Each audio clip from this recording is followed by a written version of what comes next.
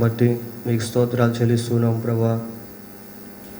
మీ వాక్యము ద్వారా మరొకసారి మాతో మాట్లాడండి, మమ్మల్ని బలపరచండి.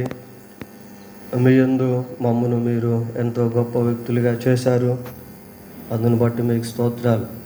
ఆ రీతిగా జీవించుటకు ప్రభా మీరు కృప చూపించి సహాయము చేయమని మా రక్షకుడైన యేసుక్రీస్తు ఉన్నతమైన నామంలో ప్రార్థన చేస్తున్నాము తండ్రి, ఆమేన్.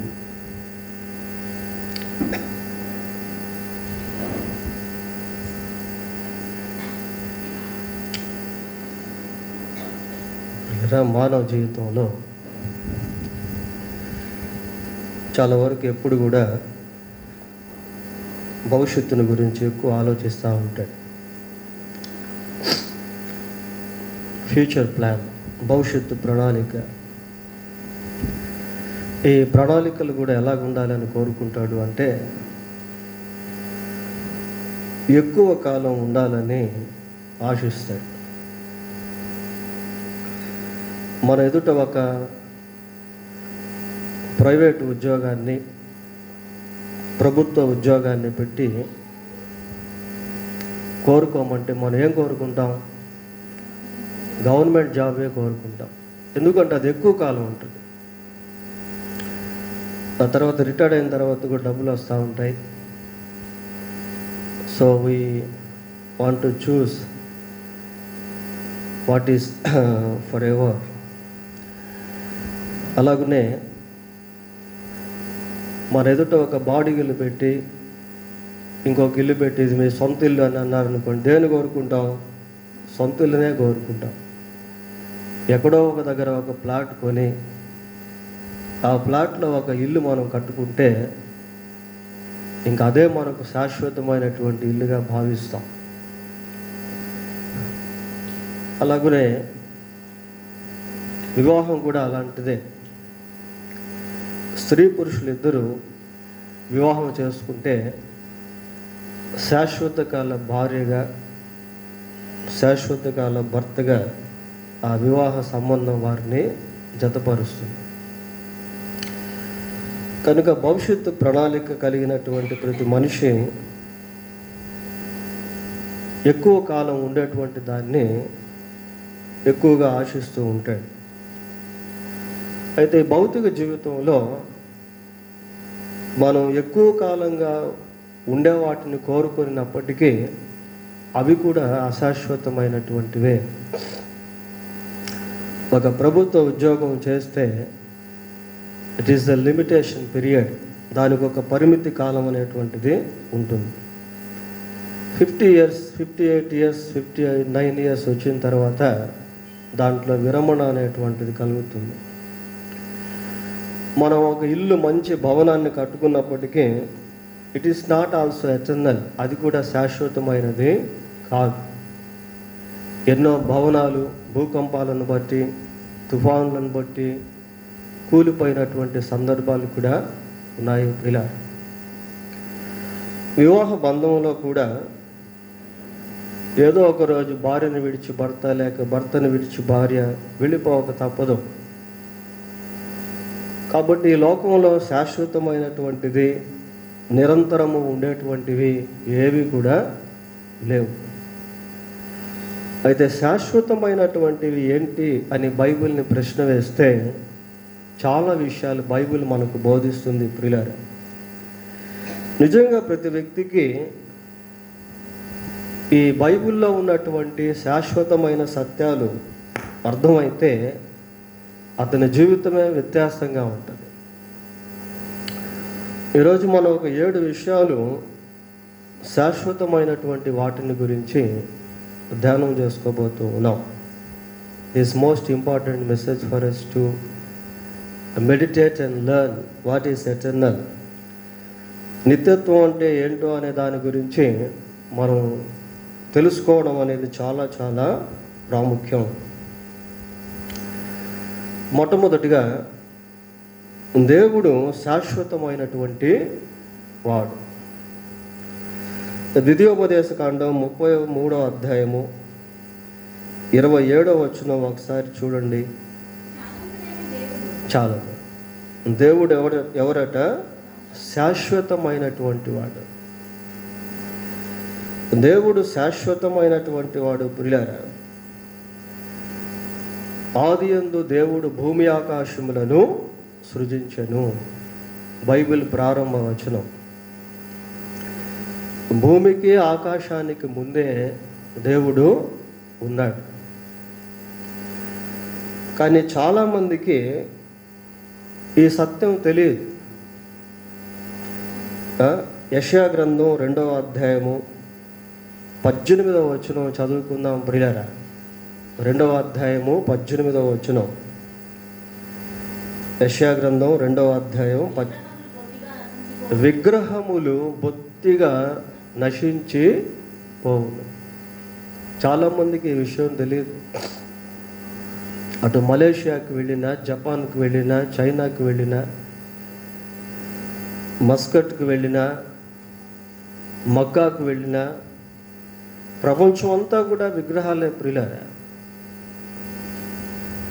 కోట్ల కొలది ప్రజలు విగ్రహాలను దైవాలుగా భావించి ఆరాధిస్తూ ఉన్నారు. అయితే ఇక్కడ ఏమని చదువుతున్నాం మనము? విగ్రహములు బొత్తిగా అంటే అర్థం ఏంటి? పూర్తిగా, సంపూర్తిగా నశించిపోతాయి ప్రియులారా. వాటిలో శాశ్వతమైనటువంటి జీవం అనేది లేదు.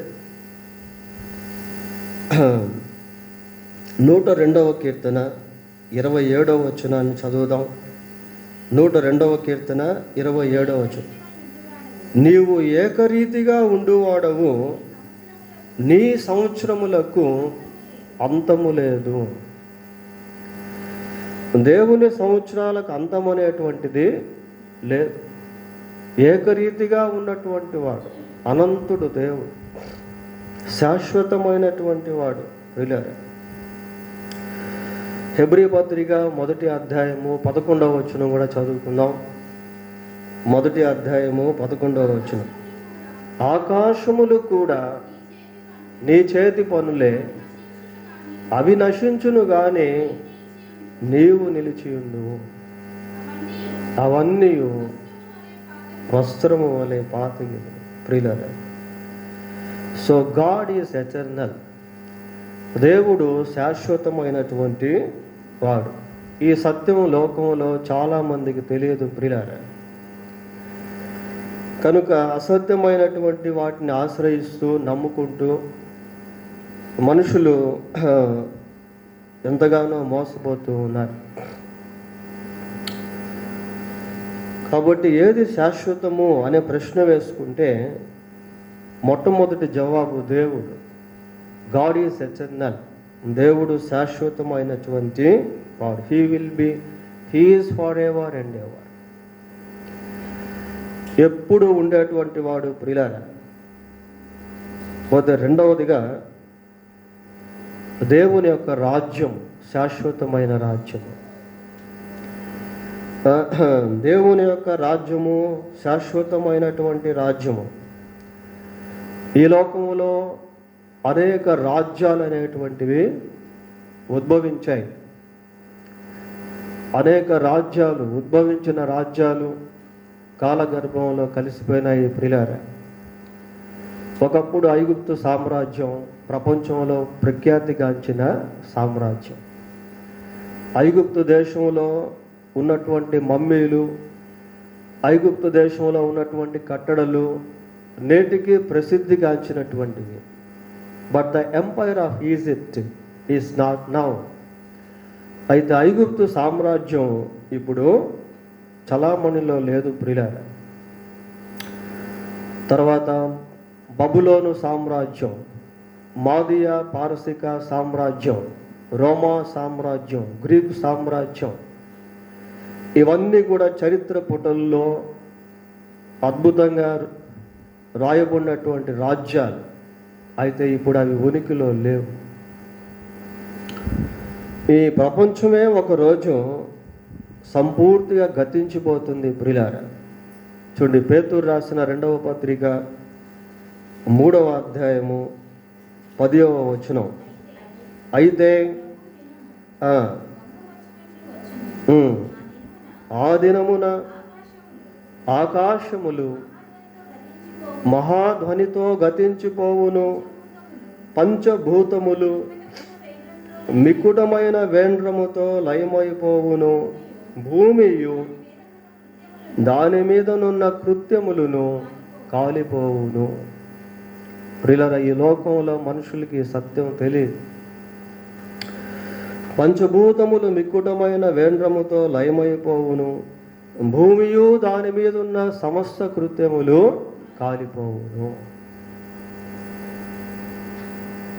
భూమి అంతా కూడా కాలిపోతుందట ప్రియులారా. All continents of the world, ప్రపంచంలో ఉన్న ప్రతి ఖండము, ప్రతి దేశము, మనుషులు అన్నీ కూడా కాలిపోతాయి. అగ్నికి ఆహుతి కానటువంటిది ఏదీ లేదు ప్రియులారా.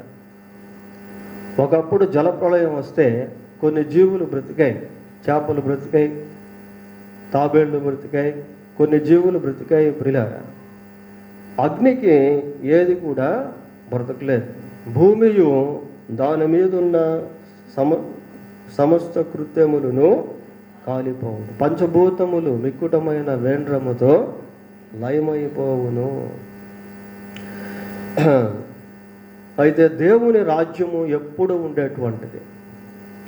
145వ కీర్తన 13వ వచనం చదువుకుందాం. 145వ కీర్తన, నీ రాజ్యము శాశ్వత రాజ్యము. చాలు, నీ రాజ్యము శాశ్వత రాజ్యము. ఈ సత్యము ముఖ్యమంత్రులకు, ప్రధానమంత్రులకు, దేశ అధ్యక్షులకు, మంత్రులకు, అధికారంలో ఉన్న వాళ్ళందరికీ తెలియాలి ప్రియులారా. ప్రపంచంలో ఉన్న ప్రతి వ్యక్తికి తెలియాలి, ప్రతి అధికారికి తెలియాలి. శాశ్వత రాజ్యము ఏది అంటే దేవుని రాజ్యం. నీ రాజ్యము శాశ్వత రాజ్యం. The Kingdom of God is eternal. It is for ever and ever. దేవుని రాజ్యము శాశ్వతమైనటువంటిది, అది నిత్యము ఉండేటువంటిది ప్రియులారా. పేతురు రాసిన 2వ పత్రిక 1వ అధ్యాయము 11వ వచనం.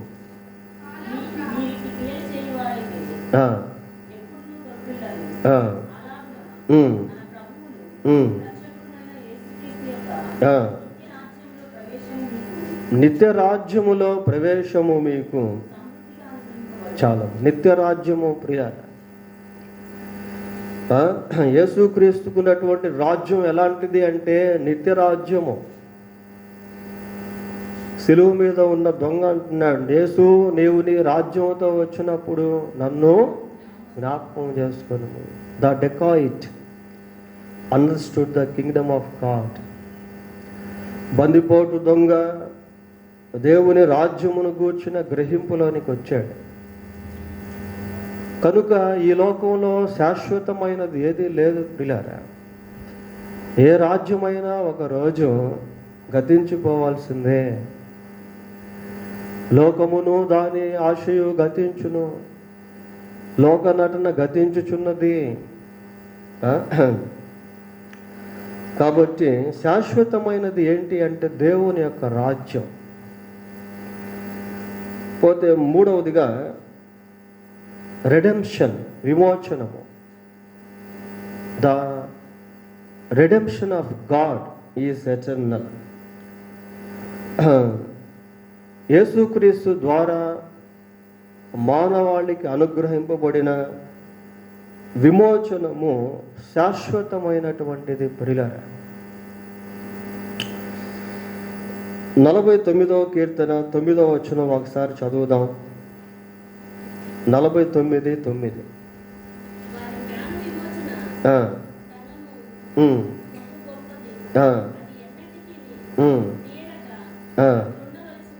చాలు. వారి ప్రాణ విమోచన ధనము బహు గొప్పది, అది ఎన్నటికీ తీరక అట్లుండవలసినదే. ఈ వచనాన్ని చదివితే మనకు ఎటువంటి నిరీక్షణ అనేటువంటిది రాదు ప్రియులారా. ప్రాణ విమోచన ధనము బహు గొప్పది, అంటే అది చెల్లించలేనంత గొప్పది. అది ఎన్నటికీ తీరక అట్లుండవలసిందే. No one can pay. ఎవరు కూడా దాన్ని చెల్లించలేరు. అయితే యేసుక్రీస్తు ప్రభువు ఆ వెల చెల్లించాడు.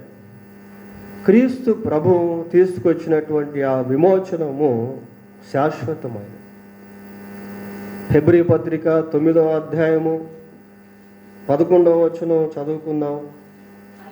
అయితే ప్రధాన యాజకుడిగా వచ్చి తానే నిత్యమైన విమోచనమును సంపాదించి, చాలు, నిత్యమైన విమోచనమును సంపాదించి. ఈ నిత్య విమోచనము అనేటువంటిది యేసుక్రీస్తు ప్రభువు ద్వారా అనుగ్రహింపబడింది. ప్రియులారా, ప్రాణ క్రయధనము తీరక ఎప్పుడు అలాగ ఉండవలసిందే. యేసుక్రీస్తు ఆ క్రయధనం కొరకు తన ప్రాణాన్ని పెట్టి మానవ జాతికి శాశ్వతమైనటువంటి విమోచనమును అనుగ్రహించాడు. హెబ్రీ పత్రిక 10వ అధ్యాయము 12వ వచనం కూడా చదువుకుందాం. ఏనైతే పాపముల నిమిత్తమై సదాకాలము నిలుచు ఒక్క బలిని అర్పించి. చాలు, యేసుక్రీస్తు యొక్క బలి అర్పణ సదాకాలము నిలిచేటువంటిది. ప్రియులారా, ఇప్పుడు మనం చెప్పుకుంటున్నటువంటి విషయాలన్నీ కూడా శాశ్వత కాలానికి సంబంధించినటువంటి, సదాకాలము నిలుచు ఒక్క బలిని అర్పించి. The sacrifice of Jesus Christ is for ever and ever. యేసుక్రీస్తు యొక్క బలి అర్పణ శాశ్వత కాలమైనటువంటిది. అది సదాకాలము నిలిచి ఉండేటువంటిది. ప్రియులారా, ఈ విమోచనము అనేటువంటిది ఇట్ ఈస్ బుకిష్ లాంగ్వేజ్, గ్రాంధిక భాష. అది గ్రాంధిక భాష. ఎఫెసీయులకు రాసిన పత్రిక 1వ అధ్యాయము 14వ వచనం ఒకసారి చూడండి.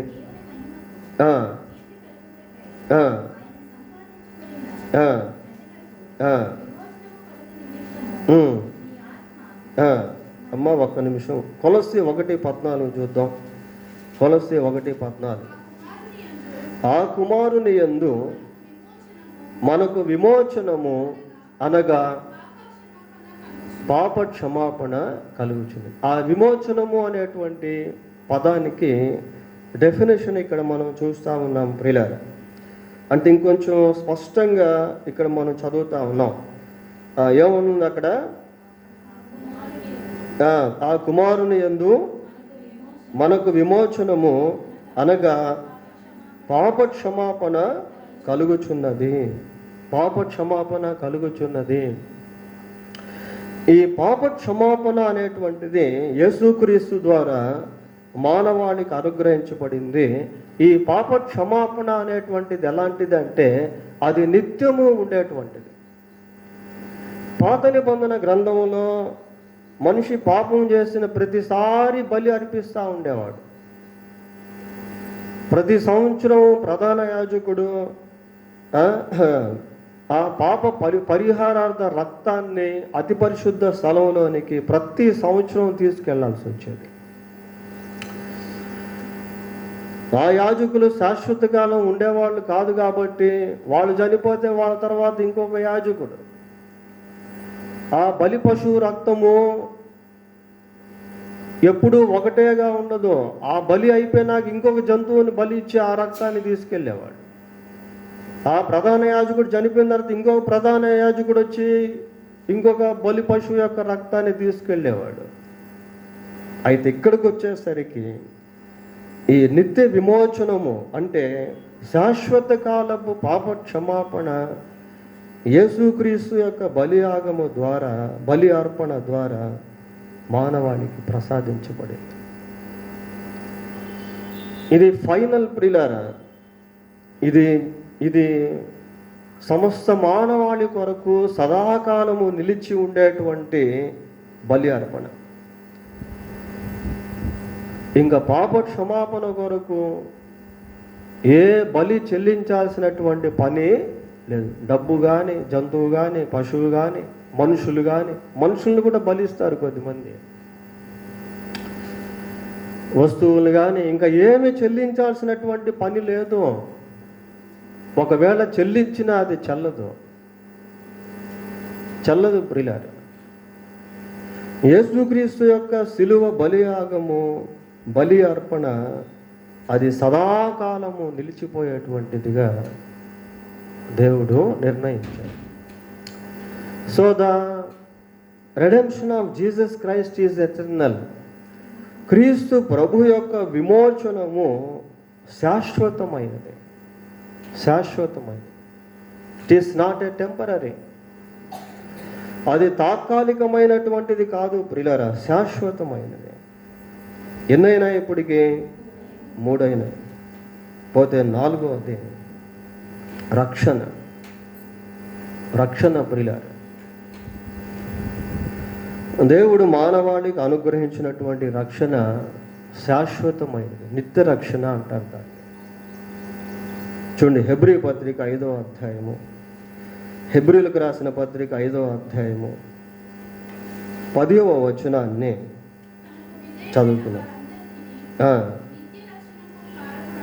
నిత్య రక్షణకు కారకుడాయను, తనకు విధేయులైన వారందరికీ నిత్య రక్షణకు కారకుడు ఆయను. రక్షణ ప్రియులారా, the salvation is for ever and ever. The salvation that God bestows is eternal. దేవుడు అనుగ్రహించే ఈ రక్షణ నిత్య రక్షణ. ఒక్కసారి రక్షింపబడితే ఆ రక్షణ నిత్యము అలాగే నిలిచిపోతుంది పిల్లలు.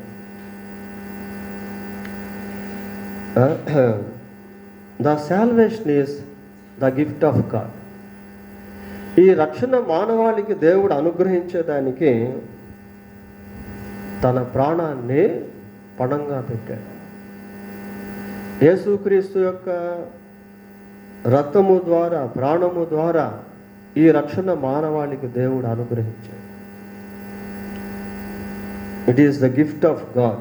ఎఫెసీ పత్రిక 2వ అధ్యాయము 8వ వచనం చదువుకుందాం. మీరు విశ్వాసము ద్వారా కృపచేతనే రక్షింపబడి ఉన్నారు. ఇది మీ వలన కలిగినది కాదు, దేవుని వరమే. ఈ రక్షణ అనేటువంటిది దేవుని యొక్క వరము ప్రియులారా. అది మన వలన కలగలేదు. We can't obtain the salvation. మనము రక్షణను సంపాదించలేము.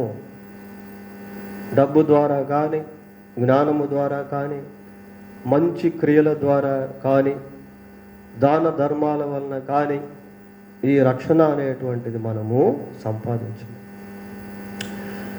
ఇది ప్రతి మనిషికి దేవుడు ఉచితముగా అనుగ్రహించాడు. అయితే ఇక్కడ మనం ఏం చూస్తున్నాము అంటే, ఇంకొకసారి చదవండి, విశ్వాసము ద్వారా. ఇది ఇంపార్టెంట్ ప్రియులారా. దేవుడు అనుగ్రహించినటువంటి ఆ నిత్య రక్షణను యేసుక్రీస్తునందు విశ్వాసం ఉంచుట వలన మనం దాన్ని పొందుకుంటాం.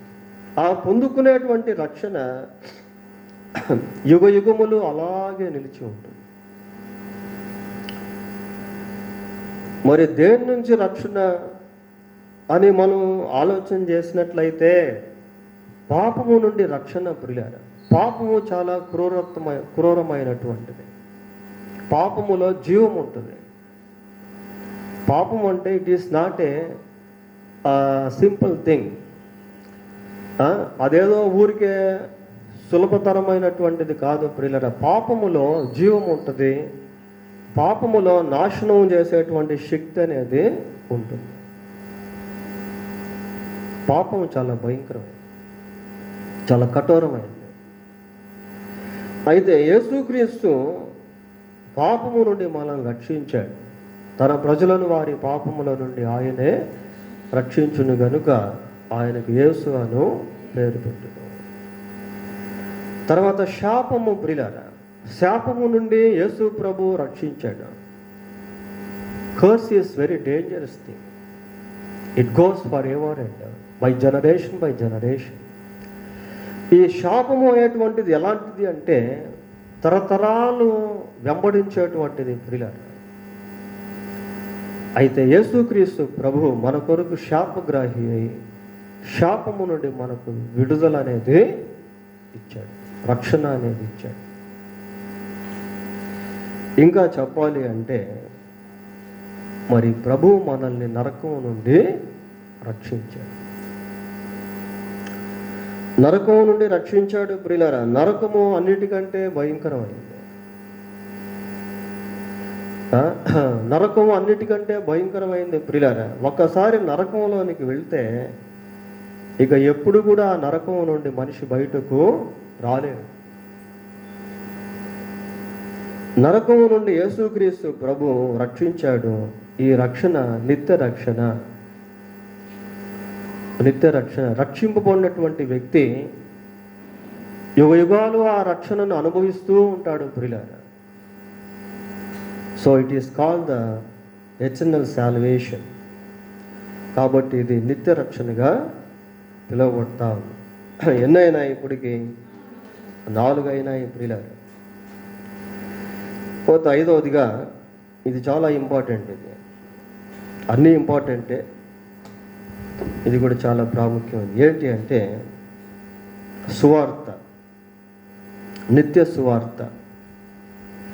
ఈ రోజుల్లో సువార్తను చెరిపివేసే బోధలు అనేకమైనవి బయలుదేరాయి ప్రియులారా. కానీ సువార్త ఎప్పుడు కూడా ఒకటే ఉంటుంది, అదే నిత్య సువార్త. ప్రకటన గ్రంథం 14వ అధ్యాయము, ప్రకటన గ్రంథం 14వ అధ్యాయము 6వ వచనం.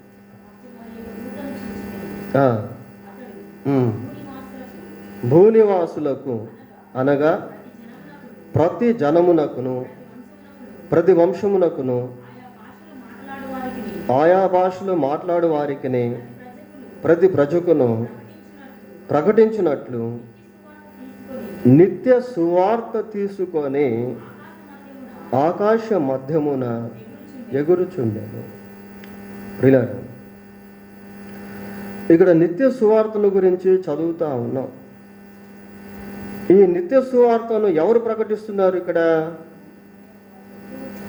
ఎవరు ప్రకటిస్తున్నారు? దూత ప్రకటిస్తా ఉన్నాడు. మరి ఒక దూతను చూచి తిని అతడు భూనివాసులకు, దూత నిత్య సువార్తను ప్రకటిస్తా ఉన్నాడు. మరి ఎవరికి ప్రకటిస్తున్నాడు అంటే భూమి మీద నివాసం ఉన్నటువంటి వాళ్ళకి ప్రకటిస్తా ఉన్నాడు. భూమి మీద నివాసం ఉన్నటువంటి జనులు ఎలాగున్నారు అంటే ప్రతి జనమునకును. It is not a particular group of people.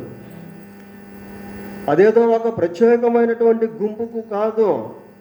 ప్రతి జనమునకును ప్రతి వంశమునకును ఆయా భాషలు మాట్లాడు వారికి ప్రతి ప్రజకును ప్రకటించినట్లు నిత్య సువార్త తీసుకొని ఆకాశ మధ్యమున ఎగురుచుండెను.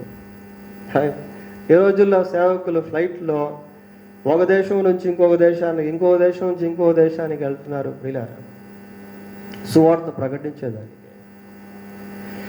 అయితే ఇక్కడ దేవదూత ఆకాశ మధ్యములో చేరి భూనివాసులందరికీ కూడా సువార్త ప్రకటిస్తా ఉన్నాడు. ఆయా భాషలు మాట్లాడేవారు, ఆయా జాతులకు సంబంధించిన ప్రజలు, ఆయా వంశావళులకు సంబంధించినటువంటి వాళ్ళు, ఆయా ప్రదేశాలకు సంబంధించినటువంటి వాళ్ళందరికీ కూడా సువార్త ప్రకటిస్తూ ఉన్నాడు ప్రియులారా. ప్రకటించే సువార్త ఏందట? నిత్య సువార్త. What is the eternal gospel? మరి దేవదూత ప్రకటించేటువంటి సువార్త ఏంటి? గలతీ పత్రిక మొదటి అధ్యాయము 8వ వచనం చదువుకుందాం.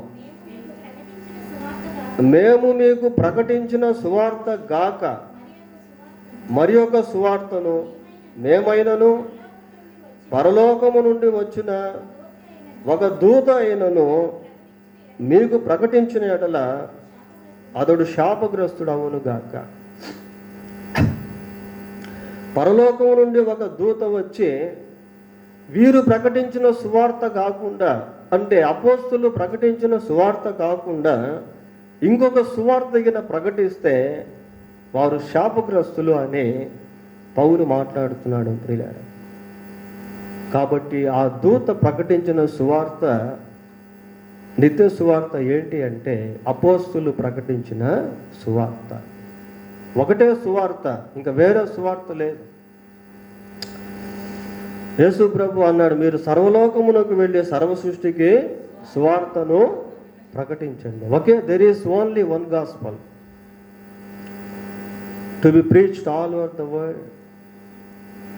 ప్రపంచం అంతా కూడా ఒకే ఒక సువార్త ప్రకటించబడాలి ప్రియులారా. అది మనుషులు ప్రకటించినా, దేవదూతలు ప్రకటించినా ఆ సువార్తే ప్రకటించాలి. కానీ ఈ రోజుల్లో పరిస్థితి ఎలాగుంది అంటే సువార్తను తారుమారు చేసి ప్రకటించేటువంటి ప్రజలు బయలుదేరారు ప్రియులారా. సువార్త అనేటువంటిది నిత్యము ఒకే మార్పు చెందనటువంటిదిగా ఉంటుంది. దాంట్లో నుంచి మనం ఏది తీయలేము, దానికి మనం ఏది కలపలేము. దానికి అనుగుణంగా ఉండేటట్టు చెప్పాలే తప్ప దాంట్లో ఉన్నటువంటి సారాన్ని చెరిపివేయకూడదు. ఏంటి ఆ సారాంశం? కొరింథీయులకు రాసిన మొదటి పత్రిక 15వ అధ్యాయం 3వ వచనం ఒకసారి చదవండి. నాకు ఇవ్వబడిన ఉపదేశమును మొదట మీకు అప్పగింపచితిని, అదేమనగా లేఖనముల ప్రకారము క్రీస్తు మన పాపముల నిమిత్తము మృతి పొందెను, సమాధి చేయబడెను, లేఖనముల ప్రకారము 3వ దినమున లేపబడెను. అది సువార్త.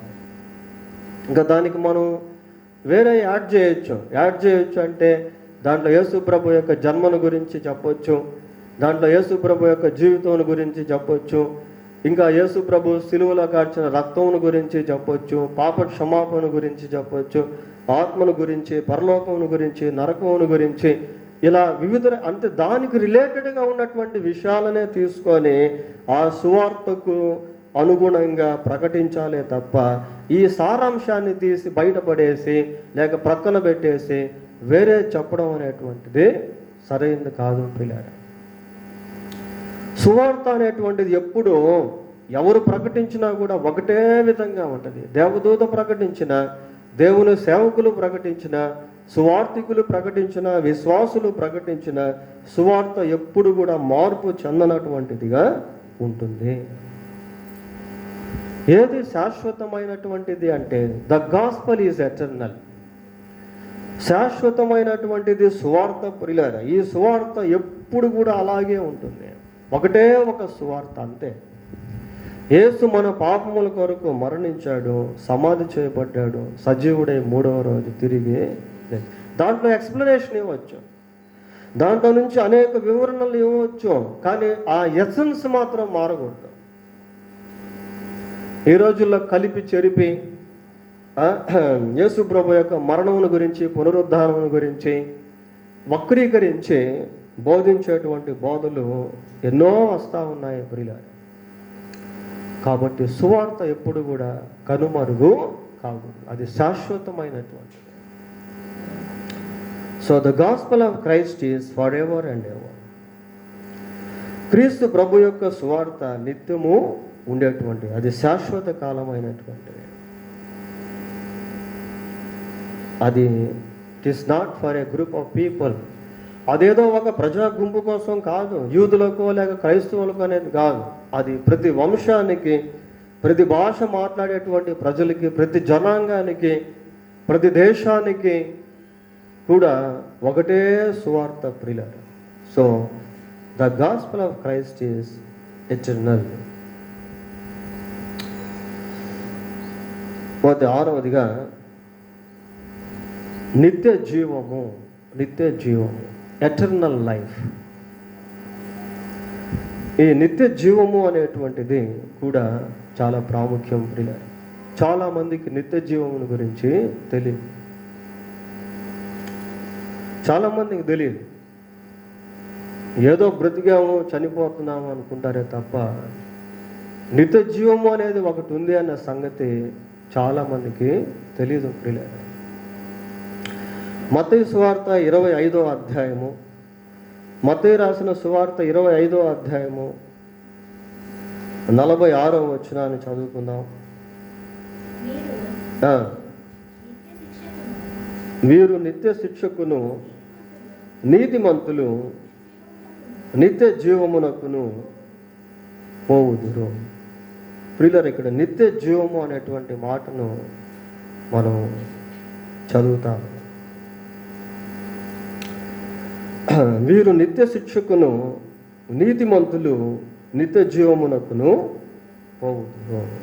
ఆ పైన కొన్ని విషయాలు మనం అక్కడ చదువుతూ చివరి భాగానికి వచ్చేసరికి ఈ మాటలు ప్రభువే చెప్తున్నాడు ప్రియులారా. వీరు నిత్య జీవమునకును నీతిమంతులు, వీరు నిత్య శిక్షకును నీతిమంతులు నిత్య జీవమునకును పోవుదురు. ఇక్కడ 2 పదాలు మనం చూస్తా ఉన్నాం, నిత్య శిక్ష, నిత్య జీవం.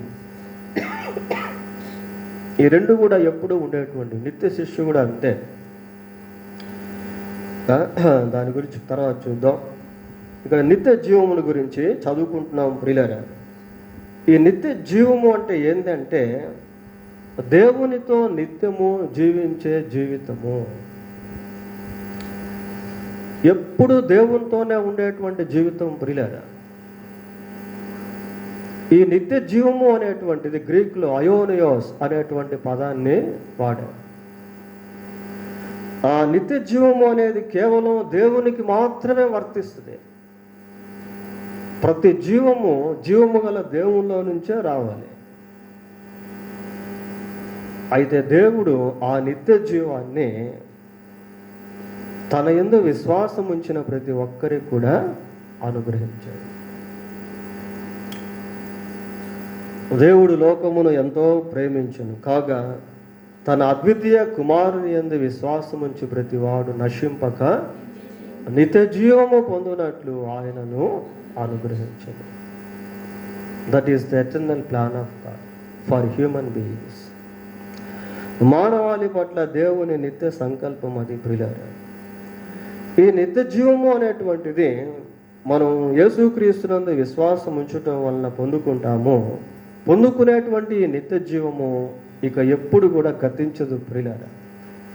నిత్య జీవము అంటే దేవునితో నిత్యము జీవించే జీవితము. దశలోనికి రాసిన మొదటి పత్రిక 4వ అధ్యాయము, దశలోనికి రాసిన మొదటి పత్రిక 4వ అధ్యాయము 17వ వచనం చదువుకుందాం. ఆ మీదట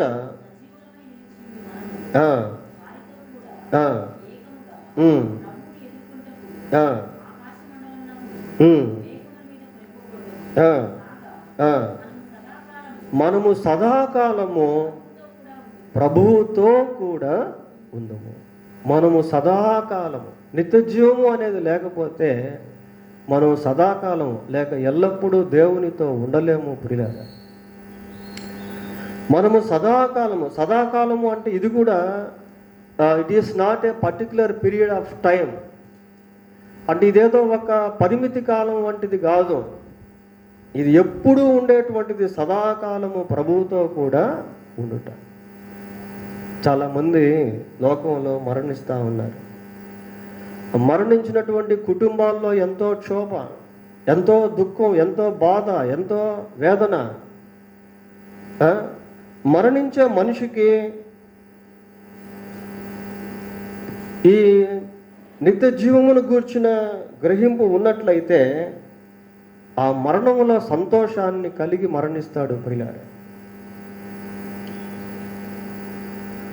మరణించని ప్రజలకి ఈ నిత్య జీవమును గూర్చిన గ్రహింపు ఉన్నట్లయితే ప్రభువునందు విశ్వసించి మరణించినటువంటి వారి విషయంలో వారు ఎంతో ఆదరణ పొందేటువంటి వారుగా ఉంటారు. So the eternal life is most important for human beings. మానవ జాతికి నిత్య జీవం అనేటువంటిది చాలా ప్రాముఖ్యమైనది. కాగా సదాకాలము మనము ప్రభువుతో కూడా ఉందము. అంటే కేవలం ఉంటే సంతోషంగా ఉంటామా అంటే కాదు ప్రియులారా. ప్రభువుతో ఉన్నప్పుడు ఆ లైఫ్ స్టైల్, ఆ జీవిత విధానము, ఆ జీవితంలో ఉండేటువంటి అనుభవము చాలా శ్రేష్టమైనటువంటిదిగా ఉంటుంది. మానవుడు ఈ భూమి మీద ఏదైతే పొందాలనుకుని పొందలేకపోతున్నాడో అది ప్రభువు దగ్గర నిత్యం పొందుకునేవాడుగా ఉంటాడు. మనం ఎప్పుడూ సంతోషంగా ఉండాలనుకుంటాం, కానీ ఎప్పుడూ సంతోషంగా ఉండము. ఆ సంతోషం ప్రభువు దగ్గర ఎప్పుడూ మనం కలిగి ఉంటాం. ఆయన సన్నిధిని సంపూర్ణ సంతోషము కలదు. ఆ సంపూర్ణ సంతోషము ప్రభువుతో కూడా ఉన్నప్పుడే మనం అనుభవిస్తాం ప్రియులారా. సంతోషము, సంతృప్తి, ఆనందము ఎల్లప్పుడూ ప్రభువునందు ఆనందించుడి. ఫిలిప్పీ 4:1 మనం చూస్తాము ప్రియులారా. కానీ ఎల్లప్పుడూ మనం ప్రభువునందు ఆనందించలేము. ఎందుకు అంటే పరిస్థితులు, వ్యాధులు, ఆర్థిక ఇబ్బందులు, అప్పులు, రోగాలు, జబ్బులు, శ్రమలు, కష్టాలు, వేదనలు మనల్ని దేవుని యందు ఆనందించే విధంగా ఉంచలేము. అయితే ఆ నిజమైనటువంటి ఆనందం మనం ప్రభువుతో కూడా నిత్యత్వంలో ఆనందించేవారంగా, సమృద్ధి జీవము ఈ నిత్య జీవములో మనం పొందుకునే వారంగా ఉంటాం పురిగా. కాబట్టి ఏదో ఊరికే ప్రభువుతో ఉండడం అనేది కాదు, కానీ ఆ నిజమైనటువంటి శాంతి, సమాధానము, సంతృప్తి, ఆనందము, సంతోషము ఇవన్నీ కూడా ఆ నిత్య జీవములో మనం ప్రభువుతో కలిసి అనుభవించేవారంగా ఉంటాము. బల నమ్మకమైన మంచి దాసుడా, నీ యజమానుని సంతోషంలో పాలు పొందవు. అక్కడ వాక్యం వేశాం కదా, నీ ఆనంద ప్రవాహములోనిది నీవు వారికి త్రాగించుచున్నావు. నీ మందిర సమృద్ధి వలన వారు సంతృప్తి నొందుచున్నారు. నీ ఆనంద ప్రవాహములోనిది నీవు వారికి త్రాగించున్నావు. అంటే దేవుని యొక్క ఆనందం, దేవుని యొక్క సమృద్ధి ఇవన్నీ ఆ నిత్య జీవములో అనుభవించేటువంటి వారంగా ఉంటాం ప్రియ. ఎన్నైనా ఇప్పటికి 6 అయినాయి. పోతే చివరిగా ఎటర్నల్ స్పిరిట్ ఆర్ సోల్, నిత్య ఆత్మ ప్రియులారా. లోకంలో ఉన్న ప్రతి వ్యక్తి దీని గురించి ఖచ్చితంగా తెలుసుకోవాలి. ఎందుకు అంటే ప్రతి వ్యక్తిలో కూడా ఒక ఆత్మ అనేది ఉంటుంది. ఆ ఆత్మకి మరణం అనేటువంటిది ఉండదు. ప్రతి వ్యక్తికి ఆత్మ అనేది ఉంటుంది. ఆత్మ నిత్యము ఉంటుంది ప్రియులారా. లూకాసు వార్త 16వ అధ్యాయము 22, 23 వచనాలు చూద్దాం.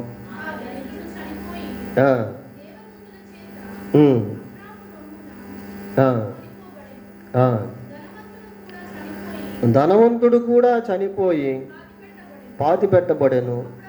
అప్పుడు అతడు చాలా ధనవంతుడు చనిపోయాడు, పాతి పెట్టబడ్డాడు. అప్పుడు అతడు పాతాళంలో బాధపడుతున్నాడు. పాతి పెట్టింది దేన్ని? శరీరాన్ని పాతి పెట్టారు పిల్లరా. No one can burial the soul. ఆత్మను ఎవరు కూడా పాతి పెట్టలేరు. ఇప్పుడు పాతాళంలోకి వెళ్ళింది ఏంటి?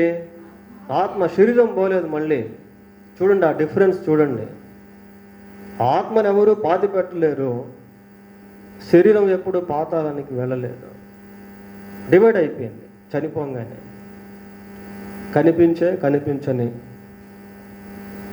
కనిపించని ఆత్మ కనిపించే శరీరంలో నివాసము చేస్తా. ఆత్మ శరీరాన్ని వదిలి బయటకు వచ్చేసింది. ఇంకా బాడీ ఈజ్ డెడ్ బాడీ. శరీరం మృతం అయిపోయింది ప్రియులారా, తీసుకెళ్ళి పాతి పెట్టేశారు. కానీ ఆత్మని పాతి పెట్టలేరు, అది వెళ్ళిపోయింది పాతాళానికి. దీంట్లో మనం గమనించాల్సింది ఏంటి అంటే, మరణం అనేటువంటిది శరీరానికే కానీ ఆత్మకు అనేది లేదు. అది నిత్యము ఉంటుంది ప్రియులారా. ఈ సత్యం మనుషులకు తెలియదు. మనుషుల్లో ఉన్న ఆత్మల గురించే మనిషికి తెలియకపోవడం అనేది చాలా ఆశ్చర్యం ప్రియులారా. ఏమండి, మన గురించి మనకే తెలియకపోతే అది ఎంతో ఆశ్చర్యం. ఈ ధనవంతుడు చనిపోయాడు, శరీరం పాతి పెట్టబడింది, ఆత్మ వెళ్ళిపోయింది. మనం ఈ మెసేజ్కి ముందు ఒక మాట చెప్పుకున్నాం, ఏంటంటే ఫ్యూచర్ ప్లాన్ అని, భవిష్యత్తు ప్రణాళిక. ఏది శాశ్వతమో అనేది మనిషికి తెలియక అశాశ్వతమైనటువంటి వాటిని శాశ్వతం అనుకుంటూ శాశ్వతమైనటువంటి వాటి విషయంలో గ్రహింపు లేకుండా జీవిస్తూ ఉన్నాడు ప్రియులారా. ఈ ఆత్మను గూర్చిన అవగాహన కలిగి ఉంటే ఆ వ్యక్తి ఎలా జీవిస్తాడో తెలుసా? అతను నిజంగా భవిష్యత్తు ప్రణాళిక వేసుకుంటాడు. చూడండి, సామెతల గ్రంథం 15వ అధ్యాయం, 24వ వచనం. క్రిందనున్న పాతాళము తప్పించుకొనవలెనని బుద్ధిమంతుడు పరమునకు పోవు జీవ మార్గమున నడుచుకొనును. చూడండి ఎంత భవిష్యత్తు ప్రణాళిక. అంటే క్రిందనున్న పాతాళం అంటే ఎప్పుడో చనిపోయిన తర్వాత జరిగేటువంటి ఇన్సిడెంట్. అది చనిపోకముందే, చనిపోయిన తర్వాత జరిగే దాని గూర్చిన గ్రహింపు కలిగి ఉంటున్నాడు. చనిపోకముందే, చనిపోయిన తర్వాత జరిగేటువంటి దాని గురించి ఆలోచిస్తూ ఉన్నాడు. చనిపోకముందే, చనిపోయిన తర్వాత దాని గురించి సిద్ధపడుతూ ఉన్నాడు ప్రియులారా. అది అన్నిటికంటే ముఖ్యం. దీని గురించి అవగాహన కలిగితే, ఇప్పుడు మనం ఇందాక చెప్పుకున్నాం కదా 6 విషయాలు, అవన్నీ కూడా మనకు దీవెనకరంగా ఉంటాయి. ఇది బేస్ అన్నమాట. 7వది బేసు, పునాది. ఈ ఆత్మ గురించి అవగాహన లేకుండా మనం శాశ్వతుడు అయిన దేవుని గురించి తెలుసుకోవడంలో ఉపయోగం లేదు. Even we know about the eternal God, if we don't go to him, what is useful for us? ప్రియులారా, శాశ్వతమైన దేవుని గురించి తెలుసుకొని ఆ దేవుని వద్దకు వెళ్ళకపోతే తెలుసుకోవడం వల్ల ఉపయోగం ఏంటి? ఎక్కడికి పోయేదానికట? పరమునకు పోవు జీవ మార్గమున. పరము అంటే పరలోకం, అది శాశ్వతమైంది ప్రియులారా.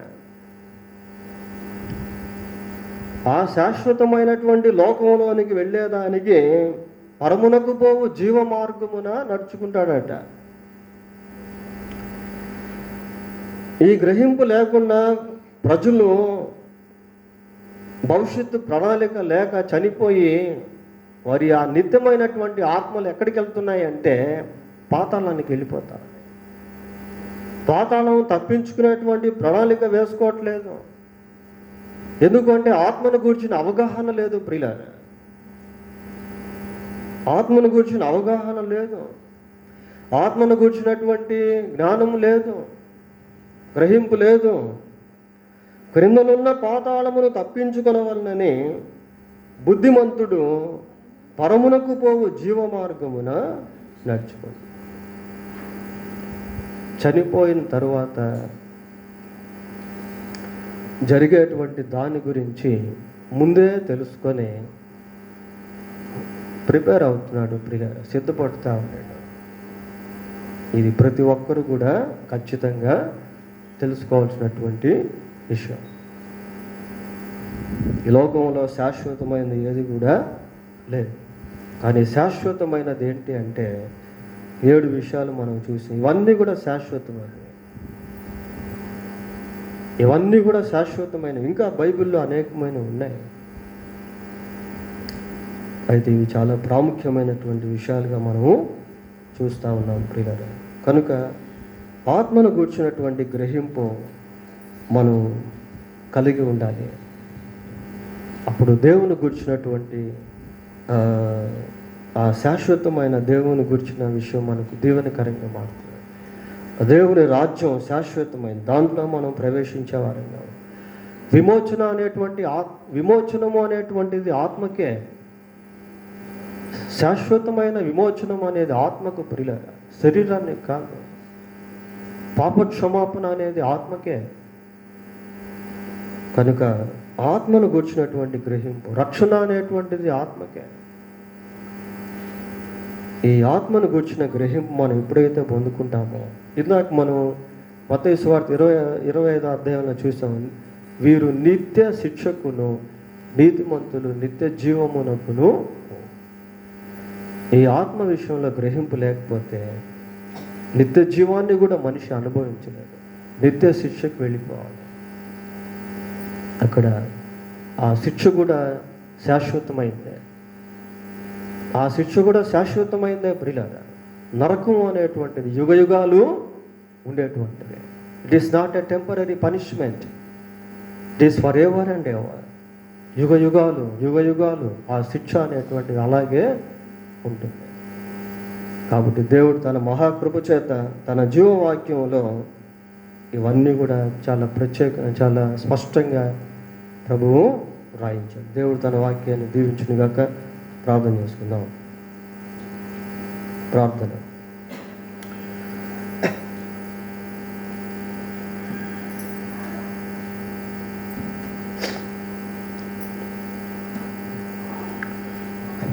ప్రేమ మా తండ్రి, పరిశుద్ధుడైన మా దేవా, మీకు వందనాలు, స్తోత్రాలు. మీరు ప్రేమించి మాకు ఇచ్చిన వర్తమానాన్ని బట్టి మీకు స్తోత్రాలు చెల్లిస్తున్నాం. ఏది శాశ్వతమైనదో ఎంతో స్పష్టంగా మీరు తెలియజేశారు. మీకు వందనాలు. మా లక్ష్యము, మా కోరిక, మా ఆశ, మా తలంపులు అదృశ్యమైన శాశ్వతమైన వాటిపై పెట్టుకొనగలుగుట కృపద ఇచ్చాయి. దృశ్యమైనవి అనిత్యములని, అదృశ్యమైనవి నిత్యములని మీ వాక్యం సెలవిస్తాము. ప్రభా, మీరు శాశ్వతము కలిగిన శాశ్వతమైన దేవుడు. అందును బట్టి మీకు స్తోత్రాలు. ప్రభా, మీరు అమరత్వము గలవాడవై ఉన్నావు. అందును బట్టి మీకు స్తోత్రాలు చెల్లిస్తూ ఉన్నావు. మీ రాజ్యము శాశ్వతమైనది. మీ యొక్క బలి అర్పణ సదాకాలం నిలిచేటువంటిది. మీ రక్షణ నిత్యము ఉండేటువంటిది. మీరిచ్చే నిత్య జీవము శాశ్వతమైనది. ప్రభువా, మీ యందు మాకు ఇచ్చిన ఈ గొప్ప ఆయన నిరీక్షణను బట్టి మీకు స్తోత్రాలు చెల్లిస్తూ ఉన్నాం. మమ్మల్ని అనేకులకు దీవెనకరముగా చేయి. ఈ సత్యాన్ని మేము అనేకులకు తెలియపరిచేవారముగా ఉండటం కృప దయచేయి. వర్తమానం విన్న మాలో ఇంకా ఎవరైతే ఆయన ఆత్మను గూర్చిన అవగాహన లేని వారిగా ఉన్నారు, అటు వారిని మీరు దర్శించి అటు గ్రహింపులోనికి మీరు నడిపించండి. మీ సన్నిధి మాకందరికీ తోడుగా ఉంచండి. మా రక్షకుడైన యేసుక్రీస్తు పరిశుద్ధమైన నామములో ప్రార్థన చేస్తున్నాము తండ్రి. ఆమేన్.